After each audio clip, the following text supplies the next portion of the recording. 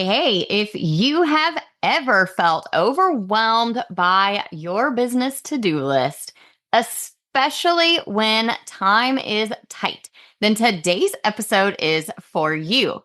I'm going to share how you can keep making progress and keep moving your business forward, even if you only have a few hours a day or a few hours a week to work.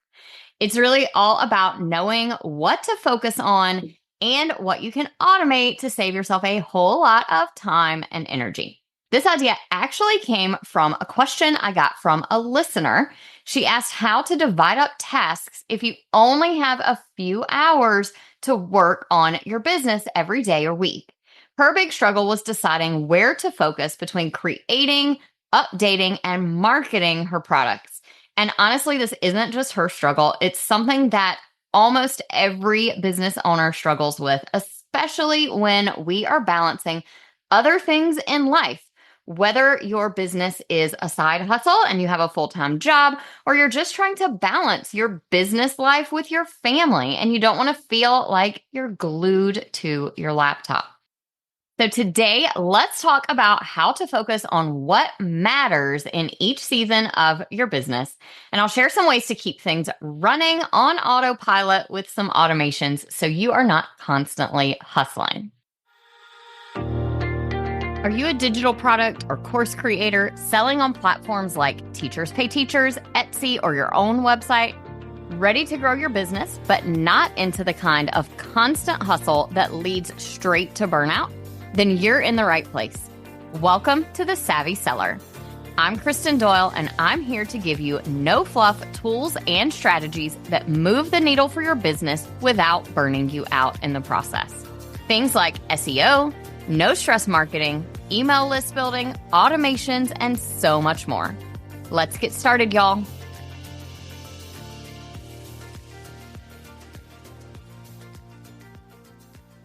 Before you even start thinking about how to split up your time, let's break down the main areas to focus on in any business. No matter what business you have, there are three main things that we have to focus on: creating, updating, and marketing. These are the big three that you'll keep circling back to in some way throughout your business, but not all at once. See, businesses run in seasons, and knowing what season you're in right now can really help you prioritize which parts of the business you should be spending most of your time on. If you're just starting out in your business or you haven't had your business very long, then you're probably in a creating season. You need to build out your products, your offers, your services before you can move into marketing them to your audience. Once you've built those things out and you've started selling your products or you've started working with clients, then it's time to polish up what you have. You might move from the creating season into an updating season where you are focused on making what you already have even better. Or maybe you're ready to grow your audience. Then you're in a marketing season in your business. So let's go a little bit deeper here. First of all, you need to know which season you're in your business so that you have a clear focus on what you should be working on right now. Now, as a brand new business owner, you might be in that creating season for a really long time. But once you get a little more established, you might rotate through these seasons every month or every quarter. Think about what you really want to achieve this month, this quarter, or even this year, and then pick one area to lean into for that time frame. If you're in growth mode, you're just getting started, or you've moved into a new niche, then you might be working on creating new products, new content, or new free resources. You want to spend the bulk of your time there when you're in that growth mode, putting the marketing and the updating of other products aside so that you're not trying to do everything all at one time. Maybe you have a full catalog of older products or a lot of older blog posts or other resources that really need some love. As we know, over time, things need to get polished up, optimized for better sales, and just brought up to date. So if your business has been around longer, then it might be time to pump the brakes on creation for a while and polish up, clean up, and optimize what you already have. If that's you, then focus on a couple of things every week or batch a bunch of them at once so you can stay efficient with your updates. When you have products and services and other types of offers you know are converting well, then it's time to shift gears and put them out there. This means you might be ready to go into a marketing season. Sometimes this looks like a traditional launch, but it doesn't have to be. Marketing can mean anything from engaging with your audience on social media to running ads to nurturing your email list. If you're ready to spend time growing your audience and selling them the products and services you already have that you've already optimized, then it's time to lean into a marketing season. So now that we've talked about the different seasons you might be in as a business owner, let's talk about making the most of your limited time.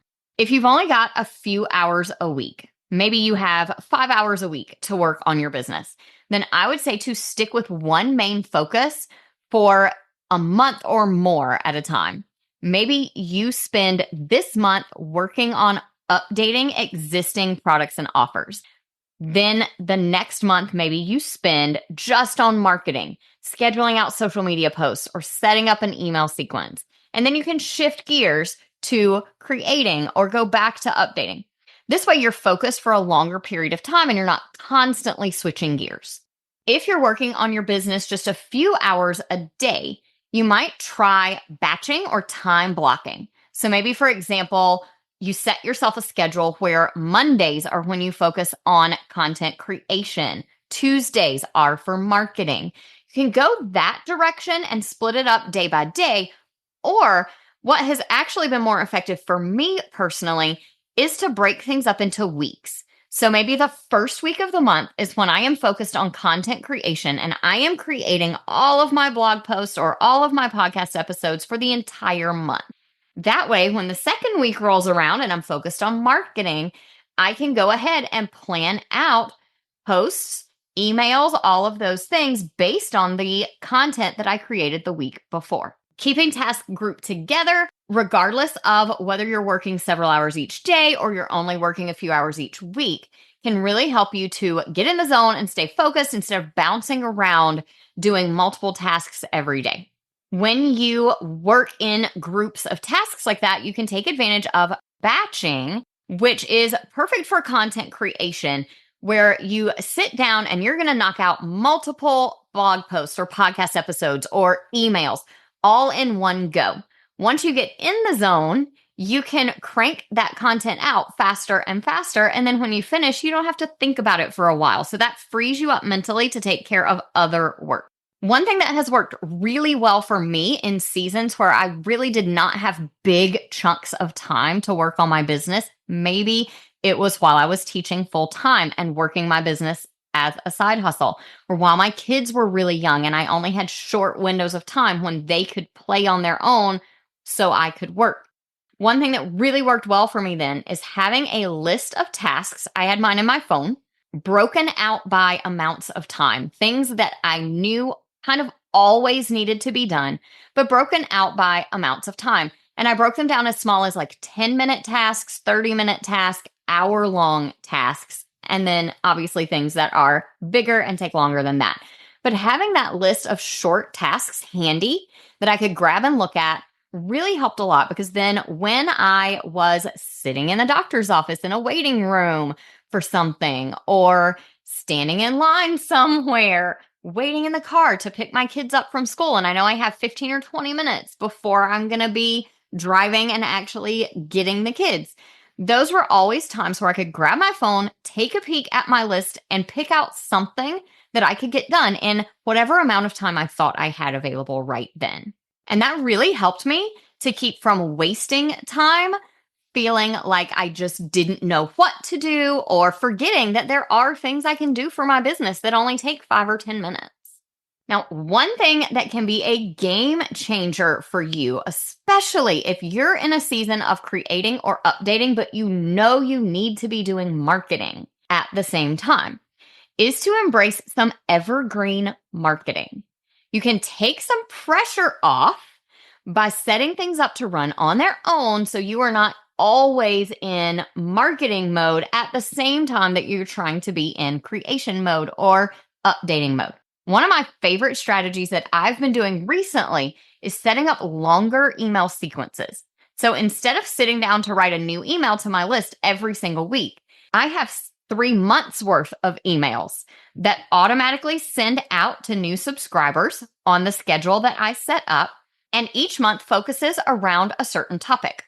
Even though some parts of my business are very seasonal and I need to be sending out emails at specific times for that, the bulk of my content really can go out any time of year. So I can schedule out months of emails at a time and just push my audience through those different sequences so I stay connected with them without having to write those emails every single week. And then I can always pause those sequences when I do need to send out seasonal emails for specific things.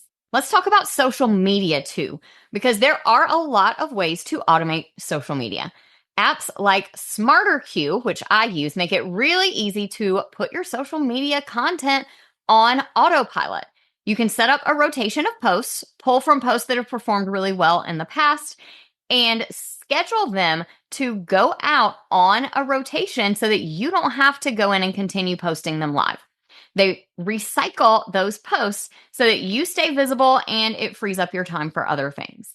If you're finding that your social media doesn't really drive sales of your products or services, but it is important for visibility, then something like this can really take that off your plate, but keep you visible. Putting some evergreen systems in place, as many places as you can, really can help you stay present, stay in front of your audience without having to be online creating new things for them constantly. And once you get these in place, you'll have a lot more space to focus on other parts of your business or just take a breather without losing momentum. They do take a little bit of time to set up, especially if you are having to write all of the emails. Trust me, I've been there. But it is so worth it in the long run when you realize that you have 3 months or 6 months of not having to worry about email marketing at all unless it's time to send out time-sensitive seasonal emails. As a business owner running 2 totally separate businesses and also trying to balance work with family time, I have used a lot of these strategies myself.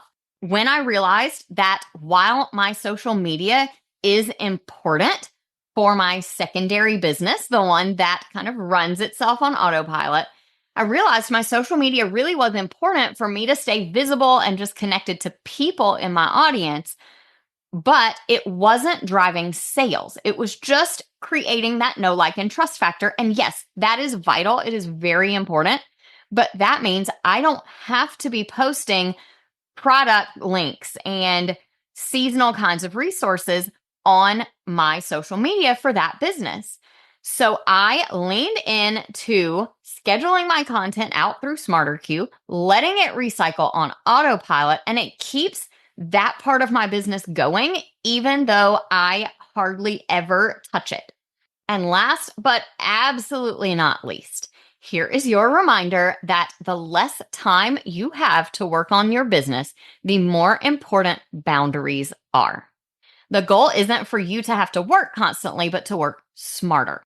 So make sure that you are focusing on high impact activities, those things that really move the needle in your business, which probably isn't scrolling social media and interacting with other business owners like yourself. Automating everything that you can and giving yourself permission to take breaks when you need to. All of those things are going to help you avoid burnout and keep your business running smoothly. But it does require you to put some boundaries in place and to stick to them. So if you've said that Monday is content creation day, then don't even open your email or your social media apps to get distracted by those things on content creation day. Make sure that you are putting boundaries in place so that you can stay focused and keep your business moving smoothly, no matter how many hours or how few hours you have to work on it. All right, let's do a quick recap First things first, know what season you're in your business right now and really lean into that season, whether it's creating, updating, or marketing. Second, use time blocking and batching to group tasks depending on how much time you have available and how you work best. Group your tasks together so you avoid having to switch gears mentally and bouncing around from task to task. And finally, set up evergreen or automated systems like email sequences and social media automations to keep things going even when you're not actively working on those parts of your business. Keep in mind, it is really not about how many hours you work. It's about how you use those hours. Whether you've got a couple of hours a day or a few hours a week, or you're working all day long, boundaries, knowing what to work on when, and staying focused really are the key to making the most of your time in your business. Thank you so much for listening to today's episode. I hope these tips give you some ideas on how you can manage your time better and help you feel less pressured to do everything all at once. Keep in mind, the magic is in knowing what to focus on in this season of your business and then setting yourself up so that things can keep moving, even if you do have to take a little break or cut down on the time you're able to work right now. If you enjoyed this episode or if you have a question of your own, I would love to hear from you. Drop me a DM on Instagram at KristenDoyle.co, and maybe your question will be the next topic we dive into here on the show. Talk to you soon. If you loved today's episode and want more where that came from, check out my everything page. It's your one-stop shop for all things savvy selling. From free resources and templates to full courses and coaching, you'll find everything I offer to help your business shine in one handy place. You can also get all the details about my web design and WordPress maintenance services to keep your website as polished and savvy as your products. Just head over to KristenDoyle.co/everything, or you can find the link in this episode's show notes. See you in the next episode of The Savvy Seller.